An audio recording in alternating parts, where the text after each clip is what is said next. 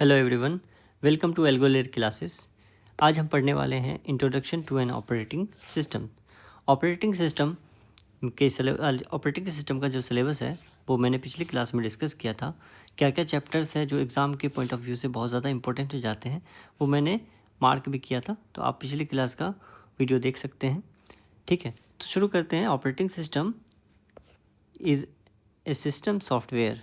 ठीक है, operating system क्या है? एक सिस्टम सॉफ्टवेयर है that act as an interface between user and computer hardware.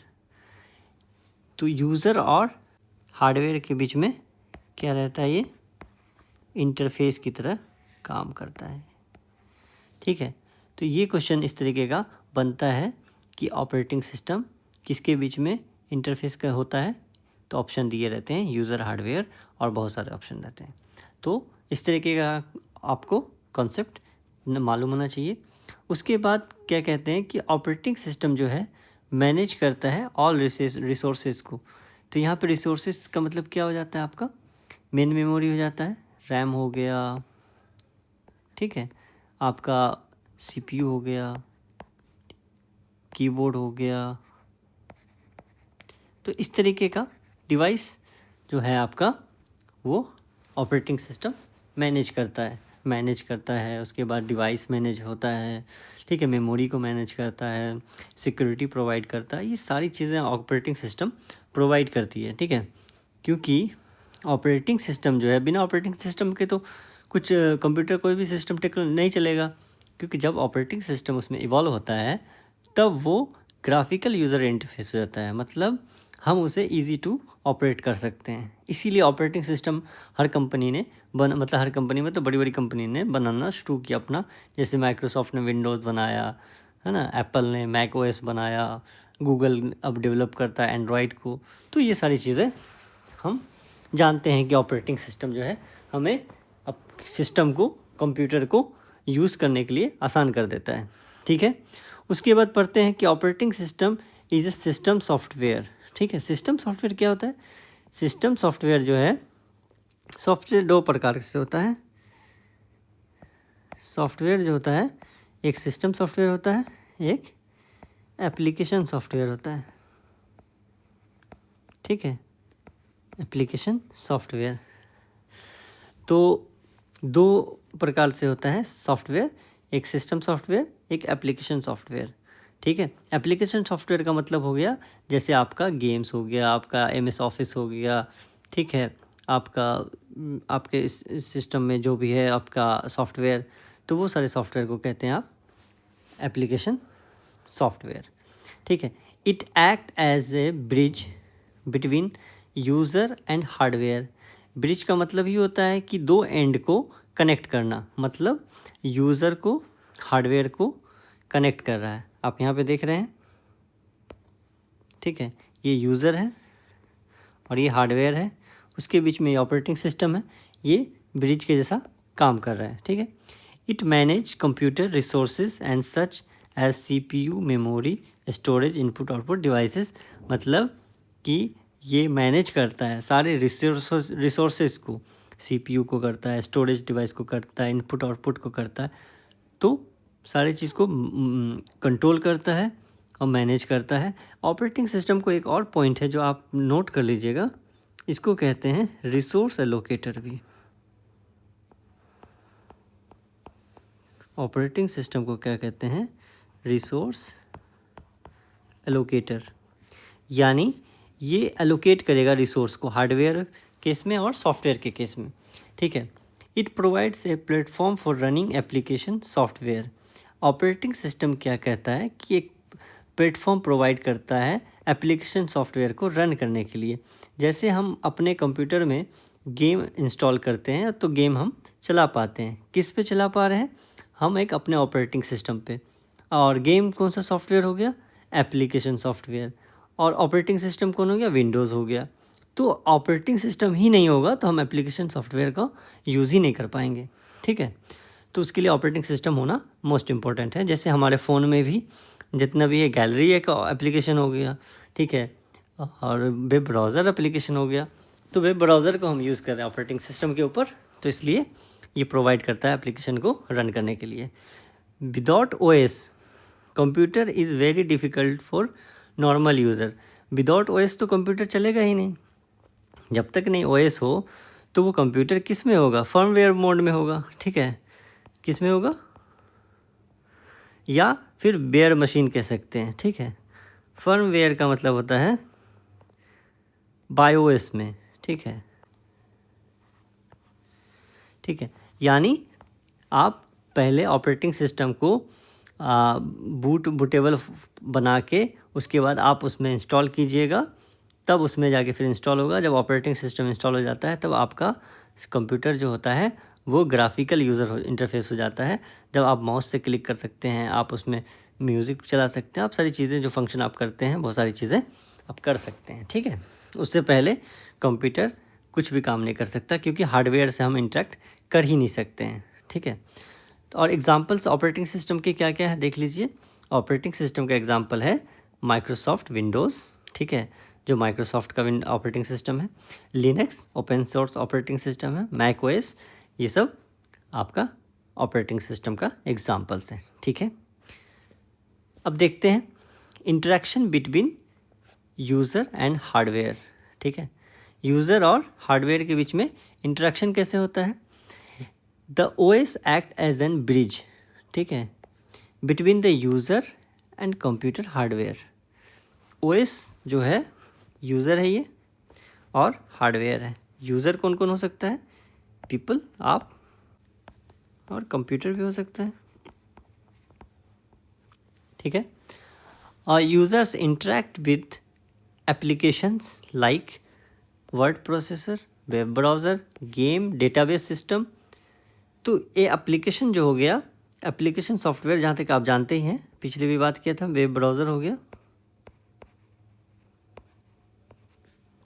ठीक है। आपका गेम हो सकता है, जो भी ऐप है, ठीक है, चाहे वो आपके फ़ोन में है चाहे आपके कंप्यूटर में है, तो वो एप्लीकेशन कम्युनिकेट विद ओएस।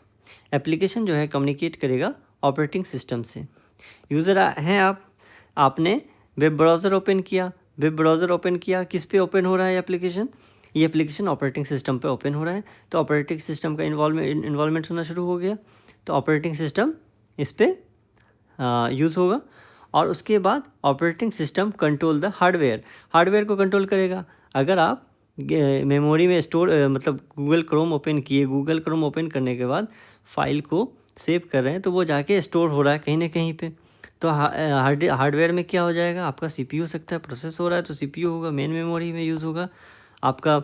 जब गूगल क्रोम ओपन किए हुए हैं, क्रोम ब्राउज़र ओपन किए, तो ब्राउज़र अपना एक स्पेस ले रहा है रैम में, तो वो उसमें हो गया, उसमें स्टोर करेगा, तो हार्ड ड्राइव हो गया, हार्ड डिस्क हो गया, ठीक है, डिस्क हो जाएगा, तो इनपुट आउटपुट डिवाइस हो जाएगा।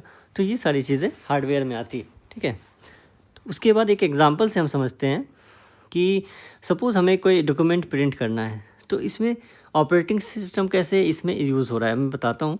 कि मान लीजिए आप अपने एमएस वर्ड में, सपोज़ एमएस वर्ड में आपने कुछ लिखा, उसके बाद उसको कहा कि हमें प्रिंट करना है, ठीक है। एमएस वर्ड में प्रिंट करने के लिए आपने प्रिंट बटन दबा दिया हार्डवेयर के थ्रू, किसके थ्रू, कंट्रोल पी कर दिया, ठीक है।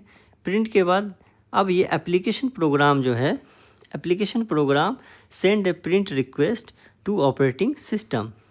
एप्लीकेशन प्रोग्राम ऑपरेटिंग सिस्टम को रिक्वेस्ट भेजा कि प्रिंट करो। अब ये ऑपरेटिंग सिस्टम के पास ड्राइवर अवेलेबल होगा, तो ये क्या करेगा, ऑपरेटिंग सिस्टम कम्युनिकेट कर देगा हार्डवेयर से और प्रिंट कर देगा। हार्डवेयर क्या हो गया यहाँ पे, the printer receive the instruction and print the document. तो ओएस के पास ड्राइवर है ओएस में, और उसके बाद डिवाइस के पास इंस्ट्रक्शंस गया और वो प्रिंट कर दिया। तो this entire process is manage by operating system. तो ये प्रोसेस को मैनेज कर रहा है, ठीक है। यानी एप्लीकेशन परफॉर्म हुआ और ऑपरेटिंग सिस्टम पे गया, ऑपरेटिंग सिस्टम ने डिवाइस मैनेजर को हार्डवेयर को चेक किया और उसके बाद प्रिंट कर दिया, ठीक है। तो यहाँ पे यूज़र का इंटरेक्शन हो गया हार्डवेयर से, ठीक है। अब समझते हैं goals of operating system. Operating system का क्या मकसद है कि ऑपरेटिंग सिस्टम लाने का, ठीक है। बिना ऑपरेटिंग सिस्टम के तो कुछ भी काम नहीं हो सकता। तो सबसे पहला प्राइमरी गोल क्या था कि प्राइमरी गोल था इसका कन्वीनियंस, माने easy to use, easy for user to run, ठीक है। किसी भी प्रोग्राम को, किसी भी प्रोसेस को चलाने के लिए हमारे लिए आसान हो गया, इसलिए हम ऑपरेटिंग सिस्टम का यूज़ करना शुरू कर दिए। क्योंकि बिना ऑपरेटिंग सिस्टम के हम कंप्यूटर को यूज़ ही नहीं करते। विदाउट ऑपरेटिंग सिस्टम कंप्यूटर जो होता है बेयर मशीन रहता है, ठीक है। यानी उसमें हम कुछ भी नहीं कर सकते। लो लेवल का प्रोग्रामिंग लैंग्वेज यूज़ होगा, वो कोई नॉर्मल यूज़र नहीं कर सकता है, इवन प्रोग्रामर से भी जल्दी नहीं होगा। उसके लिए बहुत एडवांस लेवल का नॉलेज चाहिए, तब जाके वो थोड़ा बहुत करेगा। तो ये चीज़ तो पॉसिबल नहीं था करना, तो इसलिए ऑपरेटिंग सिस्टम इन्वॉल्व हो गया यहाँ पर। तो इसलिए ऑपरेटिंग सिस्टम का गोल क्या हो गया, सबसे ज़्यादा गोल हो गया ईजी टू यूज़, ठीक है, कन्वीनियंस। उसके बाद दूसरा गोल क्या कहा गया कि इफ़िशियंसी, यानी कि हार्डवेयर में जो इतना यूज़ हो रहा हार्डवेयर है, जैसे कीबोर्ड हो गया, सीपीयू हो गया, रैम हो गया, ये सारी चीज़ को इफ़िशियंट वे में यूज़ करना है। हम उस पर जो भी प्रोसेस चलाएंगे वो प्रोसेस उसका अच्छे से रिसोर्स को यूज़ करेगा, ठीक है। ये ऑपरेटिंग सिस्टम का गोल हुआ। उसके बाद फंक्शंस क्या क्या काम करेंगे ऑपरेटिंग सिस्टम, ठीक है, उसके फंक्शंस क्या हैं तो वो भी जानेंगे। फंक्शन तो कई प्रकार में उसको डिवाइड किया गया है। जैसे प्रोसेस को मैनेज करेगा, उसके बाद मेमोरी को भी मैनेज करेगा, उसके बाद फाइल सिस्टम को मैनेज करेगा, डिवाइस को मैनेज करेगा और सिक्योरिटी को भी देखेगा ये ऑपरेटिंग सिस्टम। तो ऑपरेटिंग सिस्टम जो है जब प्रोसेस को मैनेज कर रहा है तो क्या हो रहा है, सीपीयू शेड्यूलिंग का मतलब ऑपरेटिंग सिस्टम जो है डायरेक्टली किसी भी प्रोसेस को एग्जीक्यूट नहीं कर सकता। प्रोसेस को एग्जीक्यूट कौन करता है, हमेशा प्रोसेस को हमेशा एग्जीक्यूट करता है central processing unit, processor, CPU, ठीक है। तो जो ऑपरेटिंग सिस्टम है वो उसको प्रोसेस दे सकता है, ठीक है। उसके बाद ऑपरेटिंग सिस्टम डिसाइड करके दे सकता है कि कौन सा प्रोसेस कितने देर के लिए रहेगा, ठीक है। और उसके बाद कौन सा प्रोसेस कितना लंबा उसमें चलेगा, ठीक है। कौन से प्रोसेस को कब क्रिएट होना है, कब उसको टर्मिनेट करना है, कब मतलब प्रोसेस को कम्युनिकेट करना है, ये सारी चीज़ें प्रोसेस मैनेजमेंट में होगी।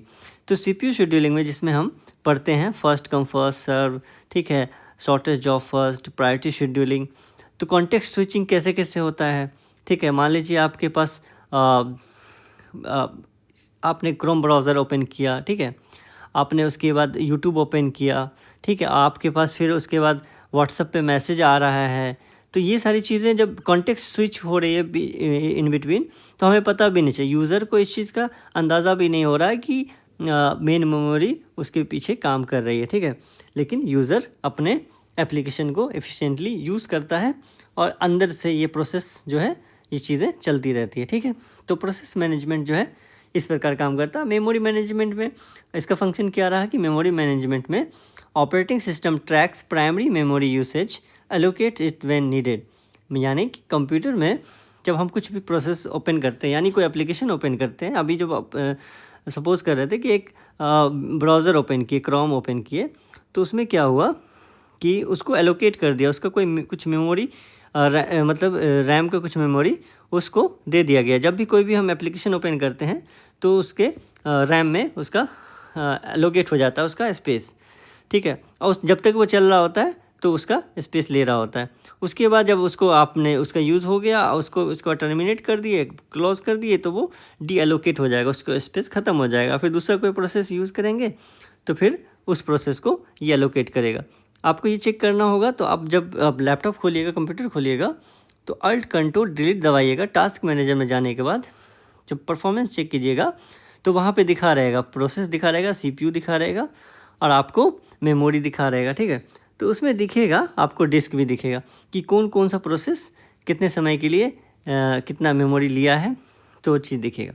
उसके बाद आ जाइए फाइल मैनेजमेंट, ठीक है। फाइल मैनेजमेंट क्या है, the OS organises data on secondary storage into the files and directories, managing their creation, deletion, manipulation, access, permission। File system में क्या होता है, ऑपरेटिंग सिस्टम हमें एक फाइल सिस्टम भी प्रोवाइड करता है। फाइल सिस्टम का मतलब हो गया कि जब ऑपरेटिंग सिस्टम कोई सॉफ्टवेयर इंस्टॉल करते हैं तो वो एक फ़ाइल में जाता है, जैसे सी ड्राइव में इंस्टॉल हो रहा है, तो आपको ड्राइव को पार्टीशन किए हुए हैं, तो उसके बाद आपने कहीं पार्टीशन बना रखा है, ठीक है। उसके बाद किसी चीज़ को कहीं और इंस्टॉल करना होता है, किसी को किसी स्टोरेज में डालना होता है, तो उसके बाद मतलब कहा जा रहा है सेकेंडरी स्टोरेज को उसकी डायरेक्टरीज बनाने का दिया है हमें, मैनेज करने का दिया है, ठीक है, क्रिएट और डिलीट करने का हमें परमिशन मिला है।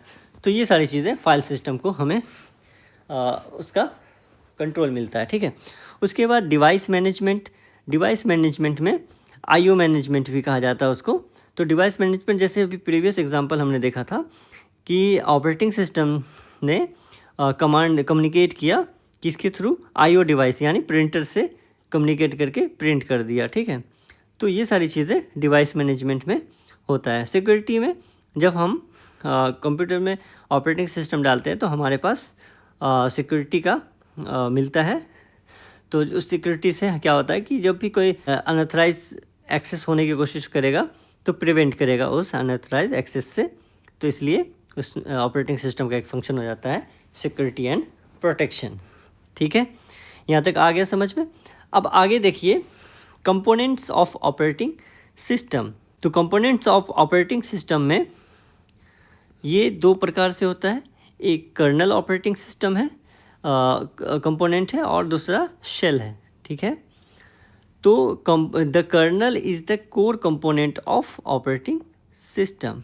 कोर कंपोनेंट का मतलब हो गया ऑपरेटिंग सिस्टम का ये जो होता है सेंट्रल पार्ट होता है, या तो कह दीजिए ऑपरेटिंग सिस्टम का ये हार्ट होता है, ठीक है। जिस तरीके से हम कहते हैं ना सीपीयू जो होता है ब्रेन ऑफ कंप्यूटर होता है, तो क्वेश्चन पूछ सकता है कि हार्ट ऑफ कंप्यूटर किसे कहते हैं। तो हार्ट ऑफ कंप्यूटर जो है हार्ट ऑफ ऑपरेटिंग सिस्टम किसे कहते हैं, तो हार्ट ऑफ ऑपरेटिंग सिस्टम कहते हैं आपको कर्नल को, ठीक है। उसके बाद क्या होता है कि it directly interact with hardware and manages important system resources. ये क्या करता है और कर्नल करता है, डायरेक्टली इंटरेक्ट करता है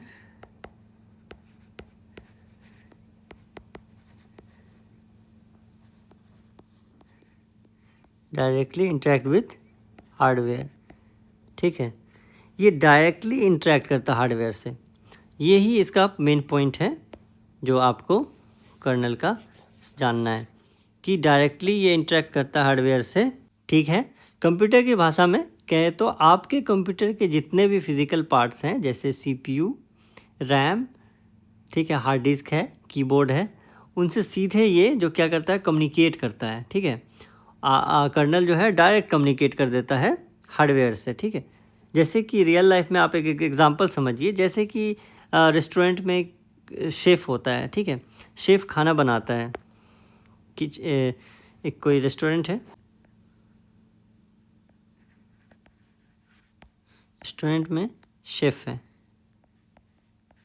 शेफ़ एक प्रकार से क्या है कर्नल है। उसके बाद है क्या कहते हैं उसको, वेटर है, वेटर को कहेंगे हम शेल, ठीक है। तो फिर कंप्यूटर में इसमें कर्नल में क्या होता है कि उनसे सीधे बातचीत करता है कर्नल जो है हार्डवेयर से, ठीक है, ताकि कर्नल तय कर पाए कि किस सॉफ्टवेयर को कितनी मेमोरी मिलेगी और कौन काम पहले करेगा और कौन काम बाद में करेगा। ये सारी चीज़ें तय कौन करता है, कर्नल ही तय करता है, ठीक है। तो फिर उसके कर्नल के क्या क्या फंक्शन होते हैं, कर्नल का फंक्शन होता है process management, memory management, device management, file management. तो कर्नल जो है सारी चीज़ों को मैनेज करता है, प्रोसेस मैनेज करता है, मेमोरी को मैनेज करता है, डिवाइस को मैनेज करता है, ठीक है, आईओ डिवाइस को मैनेज करता है, फाइल को मैनेज करता है। तो कौन से प्रोसेस को कितना टाइम दिया जाएगा, किसको कब टर्मिनेट करना है, किसको क्या करना है, ये सारी चीज़ें कर्नल करता है, क्योंकि कर्नल जो होता है डायरेक्टली इंटरेक्ट करता है हार्डवेयर से। कोई एप्लीकेशन जो है डायरेक्ट हार्डवेयर पे नहीं जाता है, वो कर्नल के थ्रू जाता है, ठीक है। उसके बाद शेल को समझते हैं। शेल क्या है, shell is the interface through the which user communicate with the operating system. इसमें क्या है, कंप्यूटर की भाषा में समझे तो कर्नल तो अंदर अंदर का काम पूरा संभाल रहा है, ठीक है, कि डायरेक्टली इंटरेक्ट कर रहा है हार्डवेयर से।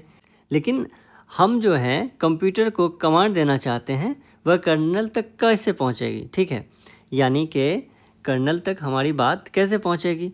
तो उसके लिए हमारे पास शेल होता है जिसको हम कहते हैं graphical user interface command line interface, ठीक है। ग्राफिकल यूज़र फेस मतलब शेल दो टाइप का हो गया, एक कमांड लाइन इंटरफेस, एक हो गया ग्राफिकल यूज़र इंटरफेस। यानी कि कमांड लाइन यानी कि टर्मिनल इसमें होता है, टर्मिनल होता है, ठीक है। टर्मिनल में आप कमांड लिखते हैं और कमांड के थ्रू आप उसको एक्सेस करते हैं, यूज़ करते हैं, ठीक है।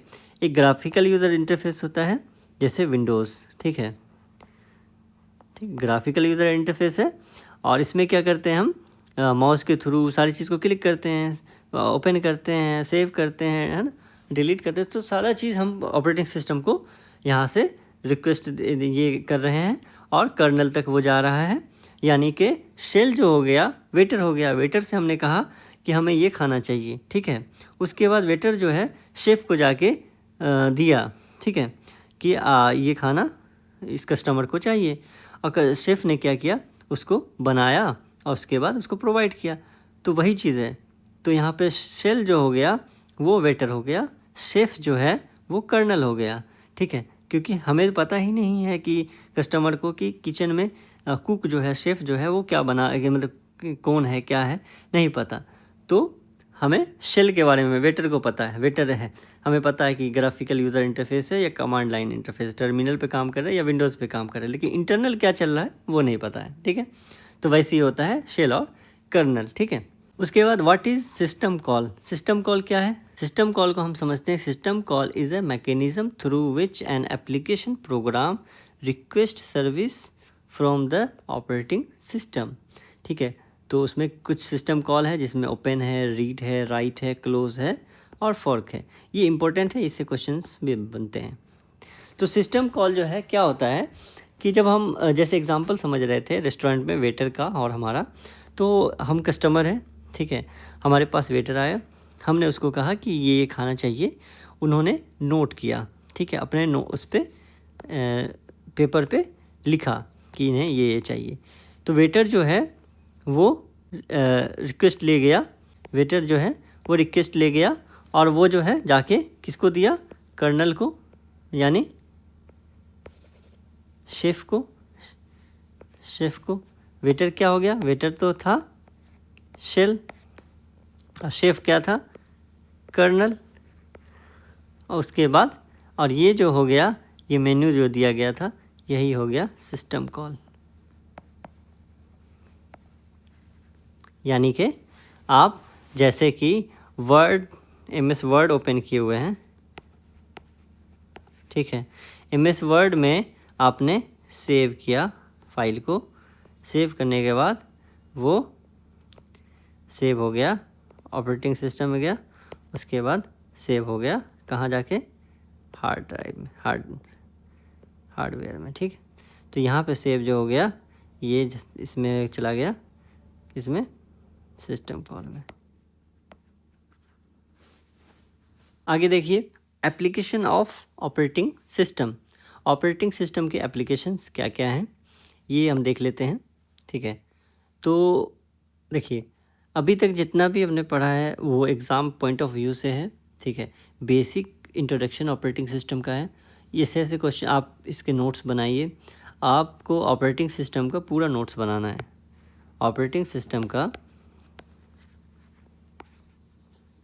आपको कंप्लीट नोट्स बनाना है। एक नोट कॉपी होना चाहिए आपका जिसमें स्टार्टिंग से पहले सिलेबस लिखिए, फिर पहला चैप्टर शुरू कीजिए, क्योंकि आपको रिवीजन करने में बहुत सही लगेगा। अगर आप नहीं कराते हैं तो इसको आप स्क्रीनशॉट ले लीजिए या फिर आपको PDF एक्सेस हो जाएगा गूगल ड्राइव से, वहाँ से आप इसको रिवाइज़ कर सकते हैं। और रिवीजन नोट्स, स्टडी मटेरियल, सारी चीज़ें आपको प्रोवाइड कर दी जाएगी गूगल ड्राइव पर, ठीक है। तो एप्लीकेशन ऑफ ऑपरेटिंग सिस्टम देख लेते हैं क्या होता है। Operating systems are used in various field. इन पर्सनल कंप्यूटर में क्या होता है, ऑपरेटिंग सिस्टम यूज़ होता है, डेस्कटॉप में होता है, लैपटॉप में होता है, ठीक है। उसके बाद मोबाइल डिवाइस में यूज़ होता है ऑपरेटिंग सिस्टम, जिसको कहते हैं एंड्रॉयड स्मार्टफोन, ठीक है, आईफोन्स में होता है, ठीक है, सर्वर में यूज़ होता है, ठीक है, वेब सर्वर्स में, डेटाबेस सर्वर में, एम्बेडेड सिस्टम में यूज़ होता है ऑपरेटिंग सिस्टम, है ना, एटीएम मशीन में ऑपरेटिंग सिस्टम है, स्मार्ट टीवी में होता है, वॉशिंग मशीन में होता है। तो इस सब में जो सिस्टम यूज़ होता है एटीएम, स्मार्ट टीवी और वॉशिंग मशीन में, उसको कहते हैं हम एम्बेडेड ऑपरेटिंग सिस्टम, ठीक है। ऐसा छोटा छोटा क्वेश्चन कभी कभी दिख जाता है। तो रियल टाइम ऑपरेटिंग सिस्टम कहाँ यूज़ होता है? एयर ट्रैफिक में होता है, मेडिकल इक्विपमेंट में होता है, ऐसे जगह पे real time operating system use होता है। क्लाउड कंप्यूटिंग ऑपरेटिंग सिस्टम कहाँ पे यूज़ हो जाता है? AWS यूज़ करता है, ठीक है, हाँ, माइक्रोसॉफ्ट एज्योर यूज़ करता है, गूगल क्लाउड यूज़ करता है। तो ये सारा आपको ना बेसिक ऑफ ऑपरेटिंग सिस्टम में, इंट्रोडक्शन टू ऑपरेटिंग सिस्टम की क्लास में इतना आपने सीखा, ये बहुत सही है इतना एग्ज़ाम पॉइंट ऑफ व्यू से। इसके बाद अगली क्लास में हम पढ़ेंगे क्या कहते हैं, types of operating system. Next class में क्या पढ़ेंगे? टाइप्स ऑफ ऑपरेटिंग सिस्टम, ठीक है, batch operating system, time sharing operating system, multi programming, multi processing, multitasking, ये सारा चीज़ें हम अगली क्लास में देखेंगे। आज के लिए इतना ही है, अगली क्लास में फिर मिलते हैं। और ये PDF, ये PPT स्लाइड्स आपको लेक्चर PDF में मिल जाएगा आपको गूगल ड्राइव पे, और उसके बाद आपको इसका कंटेंट जो है, इस डिटेल स्ट्रक्चर मटेरियल, वो आपको स्टडी नोट्स में मिल जाएगा। और नेक्स्ट क्लास में हम इसके कुछ बेसिक क्वेश्चंस भी लाएंगे, ठीक है, और उसके बाद फिर थ्योरी स्टार्ट होगा टाइप्स ऑफ ऑपरेटिंग सिस्टम का। बेसिक ऑफ MCQs देखा जाएगा, और उसमें उसके बाद हम इसी तरीके से कंटिन्यू करेंगे, ठीक है। ऑल द बेस्ट, आप अपनी तैयारी करते रहिए, और क्वेश्चन हो तो कमेंट में ज़रूर डालिए कि क्या आपको सही लगा, क्या आपको क्वेश्चन है, क्या आपको डाउट है, आप डायरेक्ट कमेंट में लिख सकते हैं। All the best.